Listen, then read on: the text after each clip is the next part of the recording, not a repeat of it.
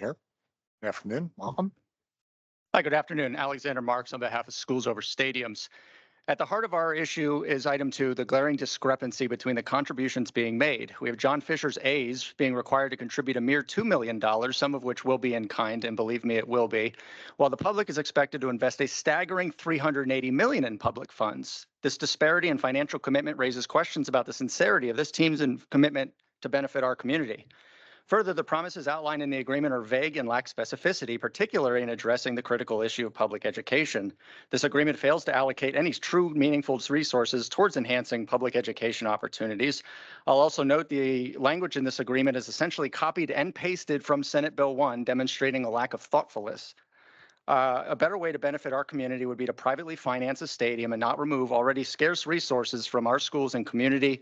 A stadium would be located in a state ranking 48th in education with the largest class sizes and in a county that today has over 2,300 vacancies. Anyone who wants to be a part of our community should not have to contract such obvious provisions, which leads me to my next issue, trustworthiness. Given what we know and have learned about the team's owners, can we really trust them to faithfully execute this agreement? The buck stops with the owner. I couldn't help but think about all the appreciation nights in the bill, knowing what everyday Nevadans have learned. Nearly every appreciation night is contradicted by something John Fisher's A's did the exact opposite of. Teacher Appreciation Night, he's sued teachers. He's big in the charter movement. He's actively working to privatize and tarnish public education. First Responders Night, he used the state trooper tragedy as an excuse to delay renderings. Pride Month, he donates to anti-trans and anti-LGBTQ candidates. Earth Day, he donates to candidates who are former coal lobbyists who don't believe in climate change. Nursing, he donates to candidates actively working across the country to access health care. This is his unfortunate track record. It's deserving of scrutiny because Nevada wants to give him public money. Can we trust John Fisher and the A's to make good on these provisions? The only people who seem to trust him are the ones giving him public money and allowing him to sign this agreement. This is who you're putting the trust in with public taxpayer dollars on the hook. Let's see how he's benefiting the current Oakland community, gutting the roster, raising ticket prices, neglecting basic stadium maintenance, never running a payroll ranking higher than 23rd, not paying minor leaguers during the 2020 and being forced to pay them. Due diligence is not optional when you are dealing with public money. So until such time that the voters vote to stop public funding or the courts rule Senate Bill 1 to be unconstitutional, the public demands that you all act in the best interest of our community and ensure that any agreement reached truly serves the unique needs of our people and this community. This is a thin document, which is simply a PR document, which was copied and pasted from Senate Bill 1, and we have failed in that with this agreement. Thank you. Thank you. Please. Chairman Hill, Chris Daly, Nevada State Education Association, the voice of Nevada educators for 125 years. Having negotiated several community benefits agreements, including one worth over $100 million in San Francisco's Rincon Hill, there are basically two kinds of CBAs. The best are negotiated with communities engaged on a level playing field where public benefits are shared equitably. The Staples Center set the gold standard for this, where community benefits were double the public subsidy. Then there are the other CBAs promoted by project sponsors and their backers for PR and political cover. Unfortunately, that's what we're dealing with here today. Don't believe me? Take a look at Mick's puff piece in today's Review Journal.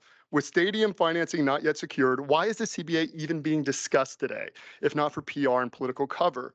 Even so, you don't need a blown-up bar graph to realize you're putting a relatively empty cart before the horse. Some specific suggestions on the CBA.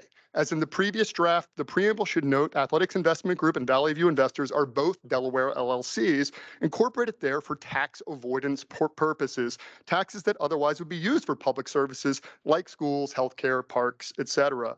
SB 1 requires the payment of a living wage to employees. Section 122 of the CBA should ensure that all employees, full-time and part-time, receive a living wage. Section 142 states that at least 5,000 tickets should be no cost and discounted. As many of these tickets would otherwise go unsold, we recommend cutting out the discount and just go with no cost tickets.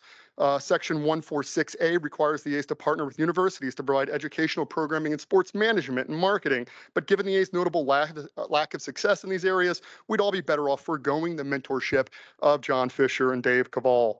Section 1.5 allows for the combination of cash and in-kind contributions. We recommend you require at least 50% of the contributions to be cash. Section 2.1 creates the oversight committee, but specifies it shall have no annual budget. Given the difficulty of work ahead, the committee should be guaranteed the resources necessary to hold the A's accountable. We have previously brought up issues with conflict of interest here at the Stadium Authority. Section 2.2 of the CBA governs appointments to the Oversight Committee, prohibiting elected officials, certain labor representatives, and others with possible conflicts from serving. Interestingly enough, if this provision was applied to this authority, at least 5 members here would not be able to serve. Section 2.9 grants the authority the ability to conduct audits. Those should be required annually. Section 2.10.2 covers noncompliance. The ultimate remedy there is the Oversight Committee may request that you initiate legal proceedings. We'd recommend incorporating enforceable monetary penalties in the agreement. Finally, Section 3.7 states this agreement was written, reviewed, and revised by both parties. However, this is in violation of Section 23 of SB1 that states, quote, the developer partner in the baseball stadium events company shall develop a community benefits agreement, end quote. As we all know, ambiguities in contracts are construed against the drafter, and the legislature is clear that the drafter is to be the A's. By agreeing to 3.7, you are legally relieving an obligation of the A's assigned by the legislature. Thank you. Thank you.